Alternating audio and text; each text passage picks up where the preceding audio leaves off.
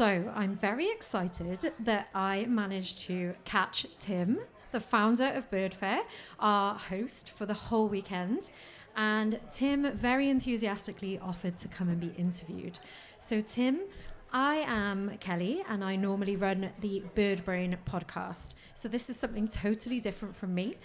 Normally I take a bird from pop culture and I look at whether it overlaps with the real species. Right. But today I'm going to do a special and introduce my audience to a legend in the bird world. So thank you so much for agreeing to be my guest. Oh, Kelly, it's absolutely...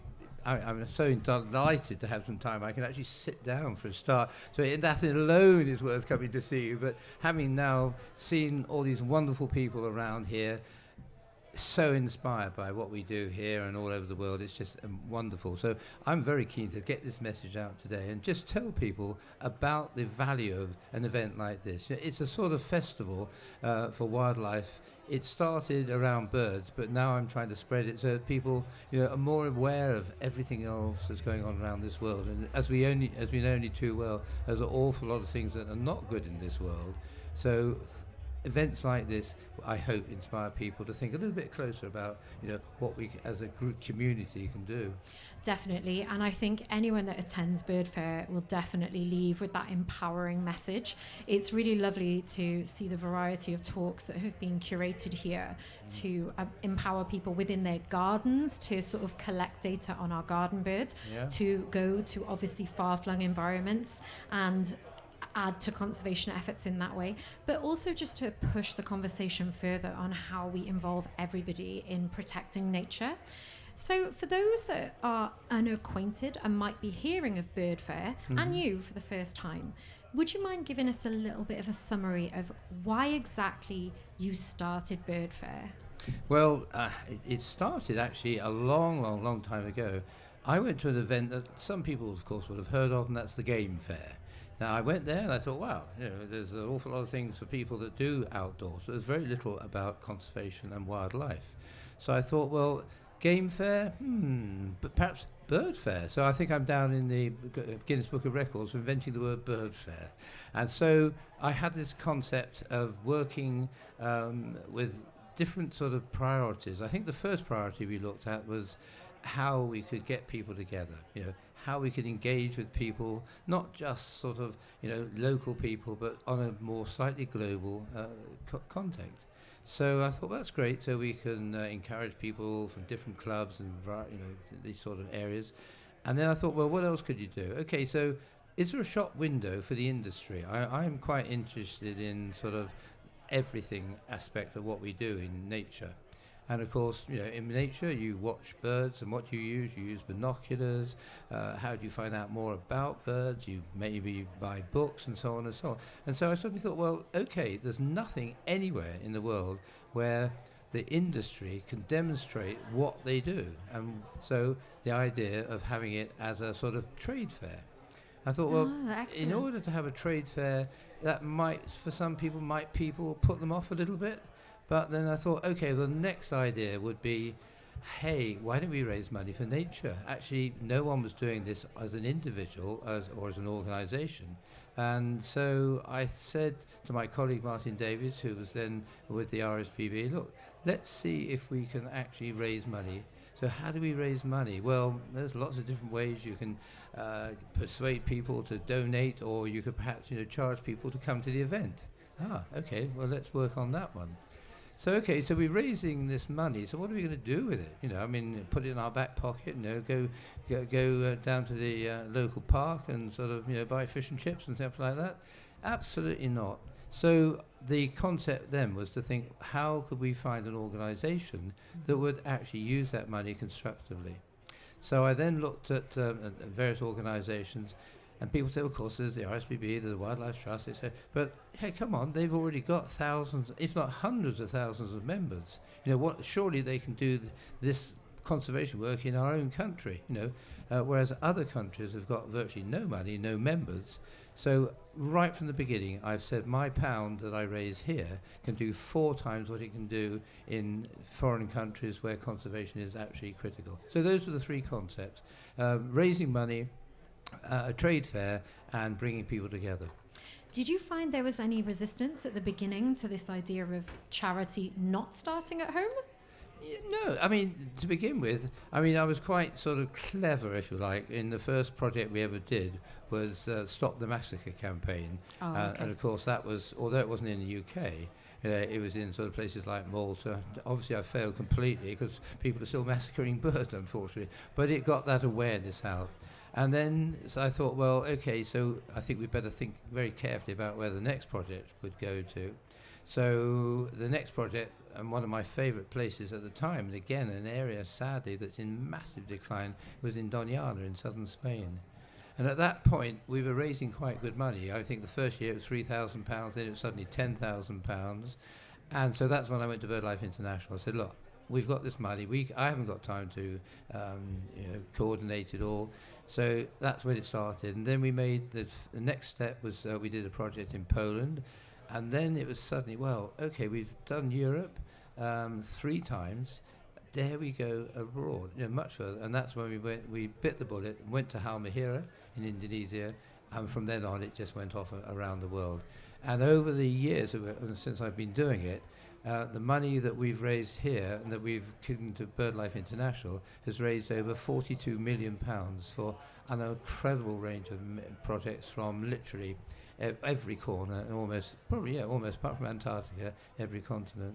I found myself thinking when I heard this fact about the amount of money that you've raised, you're probably one of the most least well-known fundraisers around. That's a staggering amount of money that you're distributing to conservation efforts, and yet most people might not have heard of it. Yeah, absolutely. I mean, I'm not shouting from the rooftops, or today I'm going to shout at you and tell you I want to raise even more money.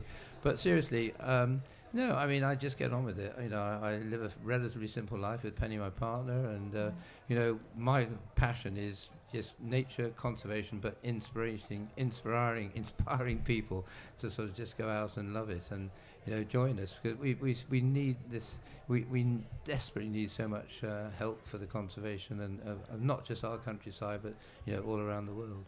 Now, obviously, you've contributed to a wide variety of conservation projects all across the globe. Do you have any favourites? Are there any standout stories for you? Oh, gosh, where would you start? I mean, I think probably the ones I'm really most proud about. Now, for those that don't know where Rutland is, you couldn't be further from this coast. So seabirds are not something that we automatically think of, when we're thinking of raising money. And then one of the projects BirdLife came to us in the year 2000 was this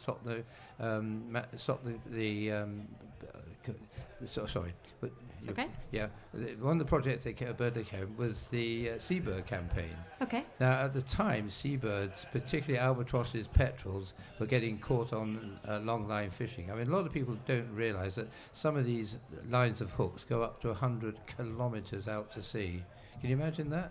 No, just think huge. where you are now around the world as you listen to this podcast, and just think where 100 kilometres would take you if you get in your car and you go out of your drive and drive away. That's how far that some of these lines go up. Now, when they go into the sea, they go from the back of the boat, and before they actually get below a surface where things like albatrosses can't take the bait, they are getting caught. And at that time in 2000, all 18 albatrosses and petrels were threatened, seriously threatened.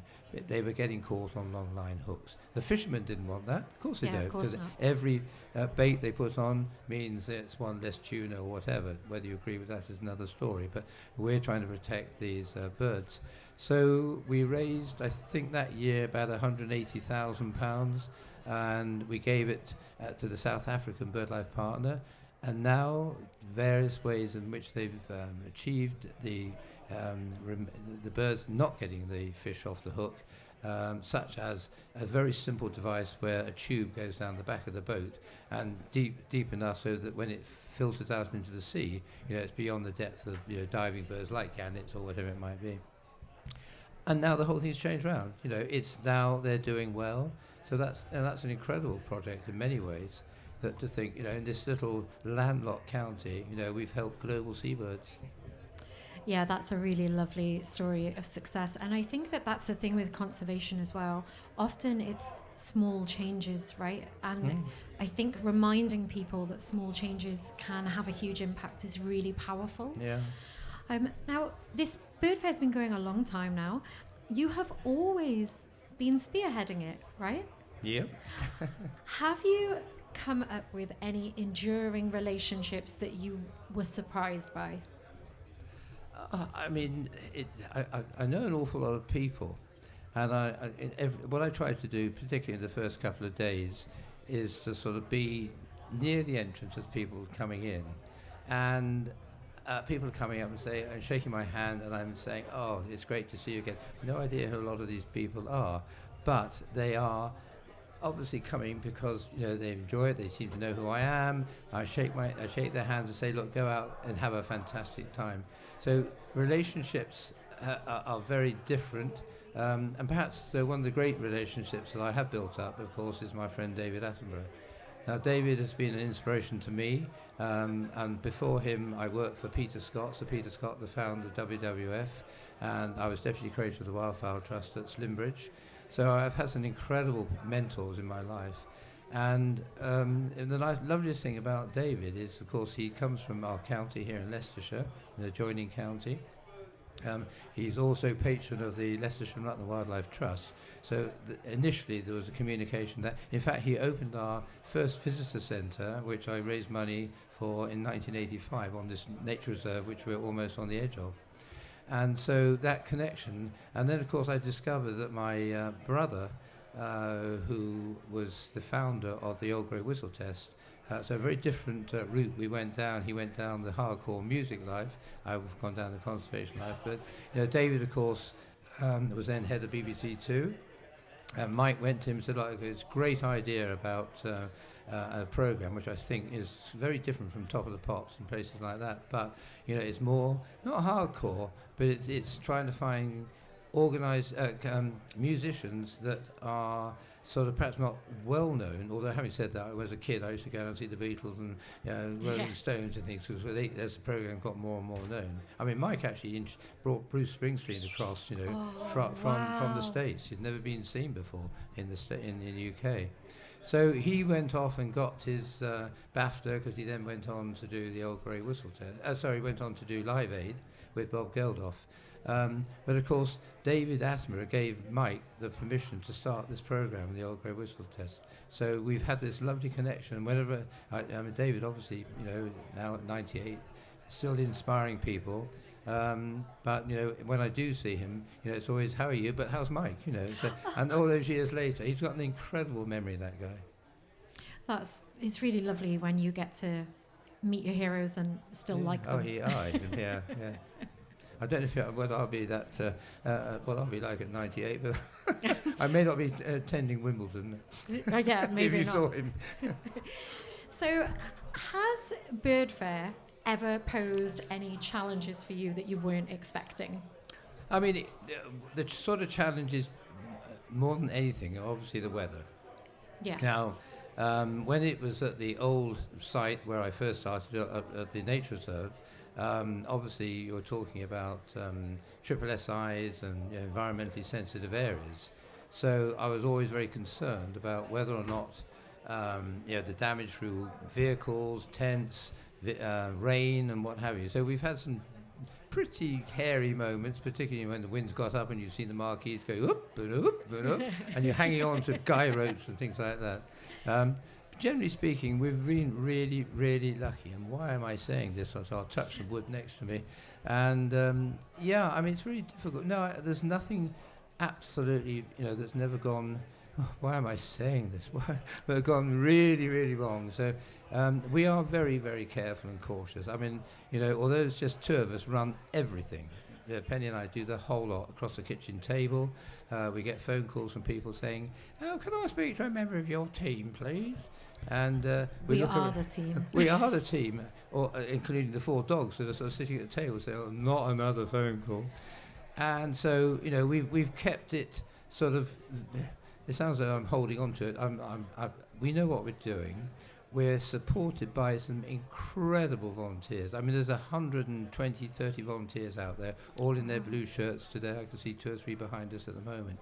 And they're all giving their time, free. They love what we're doing. We love what they're doing. And so, yeah, I mean, we're so lucky to have some incredibly important people helping us. I think sometimes, though, when you have a really clear vision of something and that vision is driven by your passion, maybe it is easier to keep the team small rather than trying to divide a vision across a disparate group of people that might be working under slightly different intentions. Yeah, I mean, I've seen a lot of bird fairs around the world. Well, I could do one of those ice creams that kid's just got there. I'm jealous too. So, wow. But I've seen a lot of bird fairs around the world, and actually in this country as well, start, and you've ended up with about 25 chiefs and no Indians. And so they're all fighting with each other, saying, I want to do this, you should do it this way, that way. And they're failing. I'm not saying we've got it right. We've done reasonably well. But, what I think we have done, and I think what I'm probably most proud of all, is the fact that, I hear about a bird fair, in Taiwan. I hear about a bird fair in... I've just come back from the Avistar one in Brazil. Wow. The South American bird fair. I was in Mindo last year, handing over $120,000 that we raised for a project there. Wow. And the projects I'm now looking at are very closely involved around positive nature tourism. Some tour companies that are doing wildlife tours get hammered by some people, but what I just don't understand why people don't believe that if you don't support these small local companies.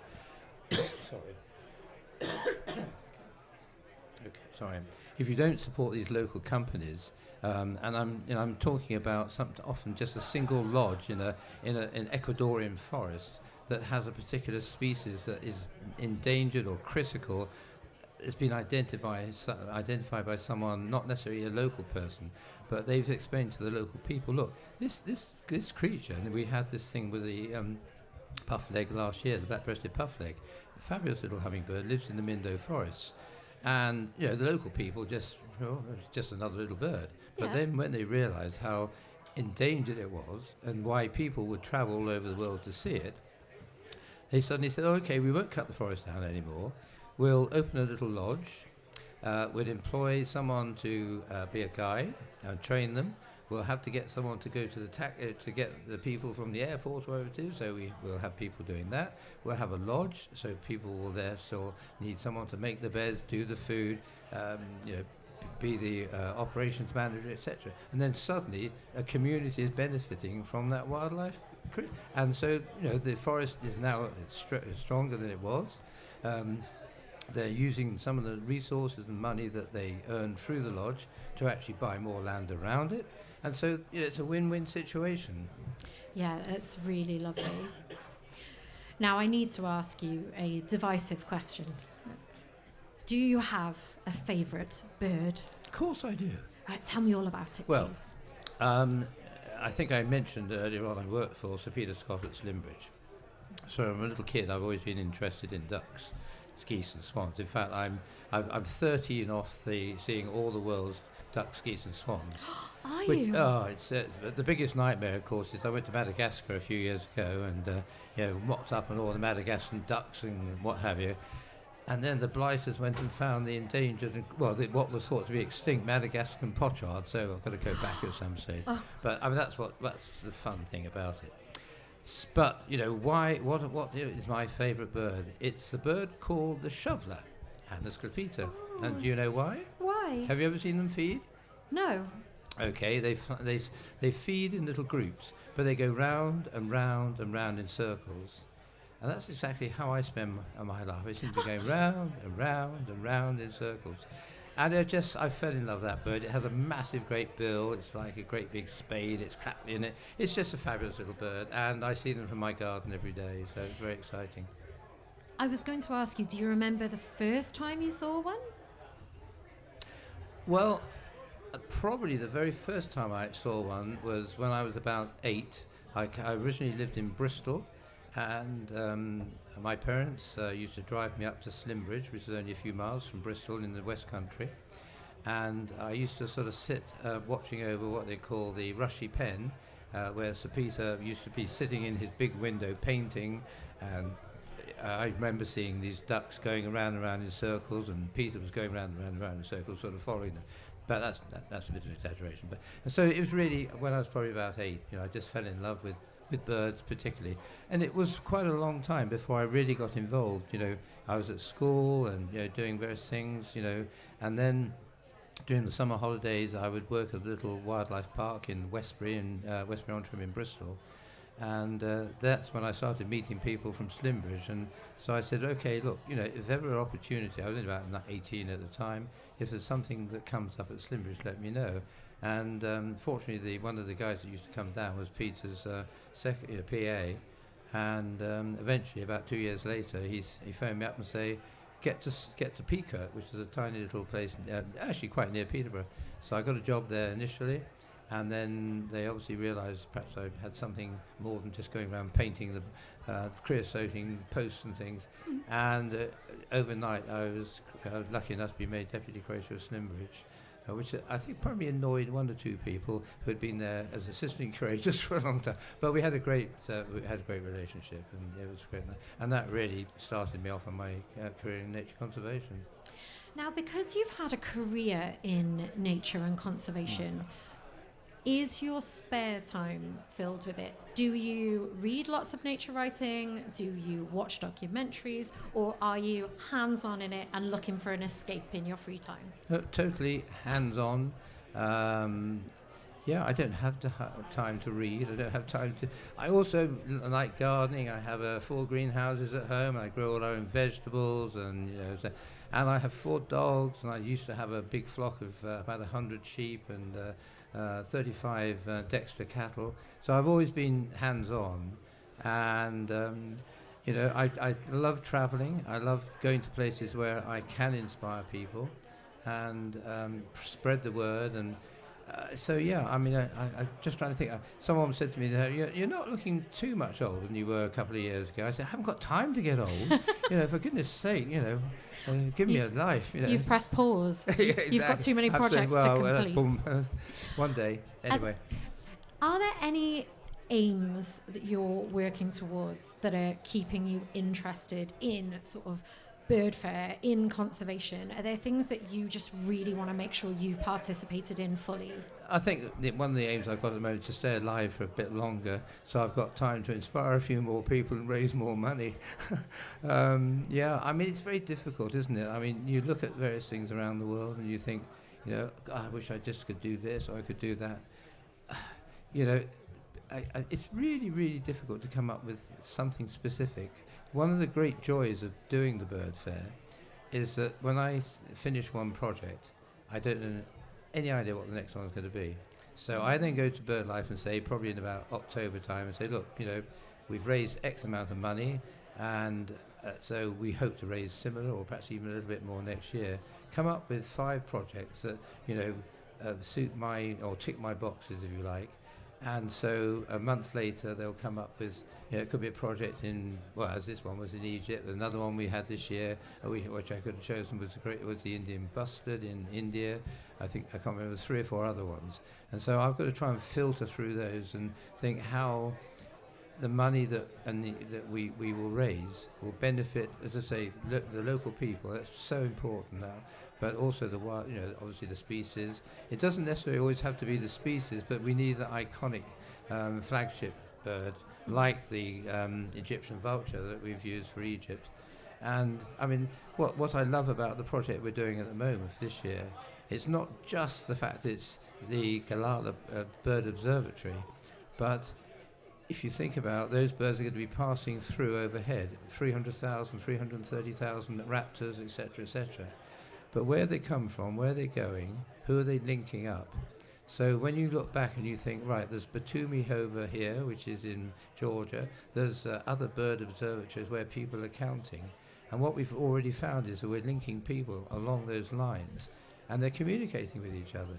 So that's what it's all about. And one of the things we haven't mentioned, which I started in 1996, was a particular bird of prey that landed literally outside my garden, and spent the summer there, was an osprey. It spent a summer in your garden? Well, the osprey hadn't bred in England since 1847. Mm-hmm. So, not that that was, an issue for doing what I was trying to do, but Rutland Water just seemed the most obvious place where it's full of fish, and the birds used to come through, but they never stopped, except for this two. In fact, they were joined by a second bird. They stayed for the whole of the summer. Literally, I'd look out the bedroom window, I'd see them sort of looking me up, or eyeing up the fish probably more than me. And so I contacted Roy Dennis, who's famous for ospreys, and so I said, look, I've got these two birds here. They'll probably come back next year. Do I build a platform? He said, yeah, come on, come down. We'll build a platform. And when he saw them, he said, idiot, they're two males. So anyway, he said, but one of these birds could well come back. They didn't the following year. That was in 1997. So we came up with a plan then. So look, we could translocate young chicks. There's enough birds now in Scotland that are doing really well. So Roy and I went across to the States to an organisation that had started the first ever translocation of ospreys from back into the Twin Cities of Minneapolis. And we spent a week learning how to do it, hacking back and that sort of stuff. So we then had to apply for licenses, and eventually, anyway, the whole story is, cut it short, we ended up bringing ospreys down 12 a year for 5 years, keeping them in captivity until such time as they could fly. You'd see them doing this sort of lovely parachuting they do before they take off, so you knew they were close. Then we'd open the front of the cages, keep them feeding them for about 3 or 4 weeks afterwards, and then they'd fly away. And then I shall never, it's really emotional. And then 2 years later, they spent at least 2 years in Africa before they come back. I had this vision of one day I would see one coming back across my house and onto the reserve. Yeah. And that actually happened in 1999. The first bird came back. I found the nest he was building the following year in 2000, and then by 2001 he'd got a mate, and they produced he found a mate. They produced 3 eggs, one of which hatched, and that was the first successful breeding of ospreys in England since 1847. And now, from that project, our ospreys here at Rutland Water have produced more than 220 young, and they're spreading all over England, in the south at Poole Harbour, in Wales, in the Lake District and other places. So that's been unbelievably successful. And so, it's bringing large numbers of people. 35,000 people a year come down to this reserve here at Rutland Water to see the ospreys on the nest. You can go to your webcam and see them on there. And that's inspiring people. It's bringing people to look at, and they go, hey, wow, this is amazing. And we did a lovely, I'm probably whittering on too much, but there was another little project, because people said, well, it'd be great to be able to get really close to photograph them. And we noticed these ospreys were flying out to a particular fish farm. It's just a few kilometres from where we are now. So we went to see the owner. He said, your bloody ospreys, they're taking all our fish. And so I said, well, look, there is a way around this. You can make a lot of money out of it. So we built a hide at water level. Yep. So people sit in that, spend a fortune from the very first day they start arriving in April, right? If it's full twice a day with up to 5 people at a time. I won't tell you how much money they pay. You look that up. And now he's probably making more money out of the photographers getting the most amazing photographs than probably supplying fish that people then take. And equally, a bird hide is quite a passive thing as well. It's not really that difficult to create or to maintain. It was actually how I had my first experience with red kites as well. Years ago, I went to a feeding station, and that is how I first saw red kites. Absolutely, yeah. Okay. Well, we're going to wrap this up, but I'm just going to ask you one final question. So, for anybody that hasn't been to Birdfair before, what would be the one reason you would tell them that you think this is a great place to come and visit? The passion that you will feel from the moment you walk through that door. You will see people from every walk of life, every continent, every diverse population you can imagine, having a common goal, and that's to do the best they can for their planet. If you only make one donation a year for international conservation, the minute you walk through that gate and you pay your £15 or whatever it is, very simple amount of money, then you've made that a single donation to conservation. You go away, pat yourself on the back and say, yeah, okay, I've gone and bought myself a telescope or a binocular or a book or whatever it might be, but I've helped the wildlife by making that small donation. So I just encourage people to come. Hopefully next year we'll be announcing the dates very soon here in Rutland. Go to our website, www.globalbirdfair.org, and find out all about us. I'd love you all to be there. Thank you again, Kelly, for a great interview. Thank you so much for being my guest and for fitting me in. It's really lovely. It was a pleasure, believe me. Elliot explains. Which bird would work at a building site? A crane.